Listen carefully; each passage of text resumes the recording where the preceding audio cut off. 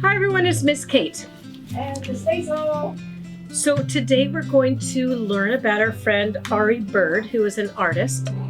She's an Oakland-based artist at the moment, and also is a painter at Children's Fairyland in Oakland, where she has been repainting a lot of the old sets that they have there. The mushrooms, Alice in Wonderland. I was trying to think of some of the other places over there.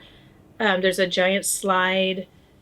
What else is there? Didn't she paint the signs for the vegetable garden? Oh, that's right. She painted all the signs for the vegetable garden there. She's done a lot of work at Children's Fairyland. She's a visual artist. A visual artist. She's a builder. She's a painter. She does really cool things. So today what we're inspired by is this big piece of art that she did. It's really big. They're these giant cherries that she cut out of plywood and then painted. We are actually going to do it in paper mache. We are using the back of a piece of fiberboard that my brother Robert bought and cut for us. Thanks, Robert. And then put a little hook here so we can hang ours up. But you could really do it on anything. Just like something sort of thick, like thick cardboard would work really well. So this is our version of being inspired by Ari Bird and her big wooden cherries. So what we're going to do is, so here's a piece of fiberboard. And we're going to use newspaper. Always remember to set your space up when you're going to do anything paper mache, because it gets messy and it's easier to clean up. And your family will like us more if we encourage you to be neat and tidy in your cleanups. So we're starting by making the cherries. So I took a piece of paper and I just crumpled it up. And I took some masking tape and I taped it onto the fiberboard here. Is it okay if there's tape on the fiberboard? Yes, tape? because you can just put the paper mache right over it. Oh, this time we are not using the paper mache with flour like we have been. We're doing it with our friends, the plastic. Yes, yes. I can't even think what I'm trying to say here. So now we're making another cherry, which this time I'm gonna tape it first, and then I'm gonna tape it on there to keep the sort of round shape to it. So I'm taping that down, and taping that down, and then I'm using more newspaper. It takes a lot of newspaper to make this one. And thank you to my brother Tom.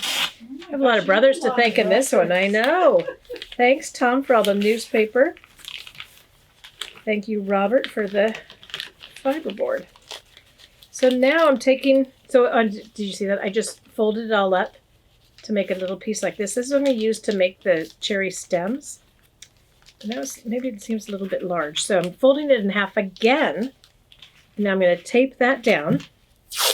And I'll show you quickly how I made the leaves.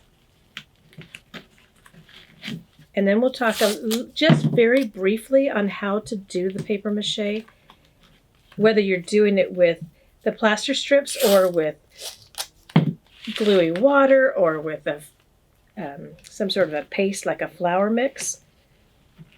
You can do it all. So see, this is where I am right now. I've done the stems attached to the two cherries. And then I'm taking another piece of paper, just a small little scrap like this.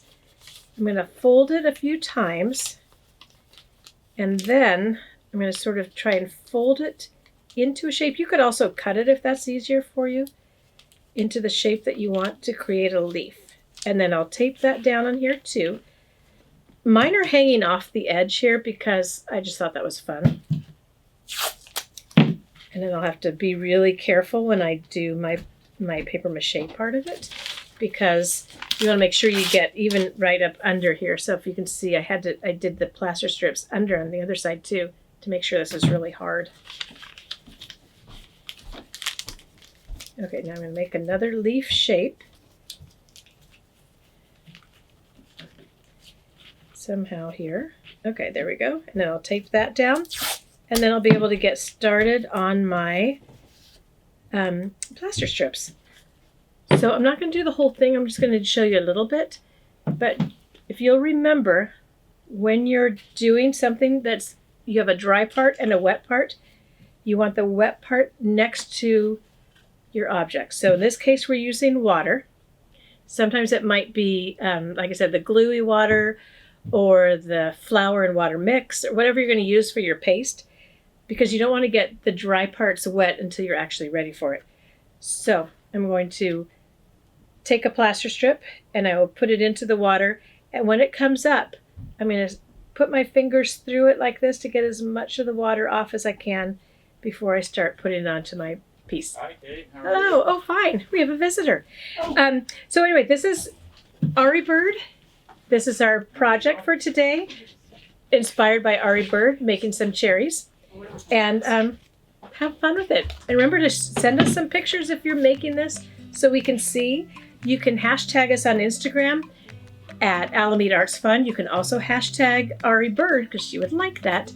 And if you want to, subscribe to our channel. Okay, we'll see you later. Bye, everybody.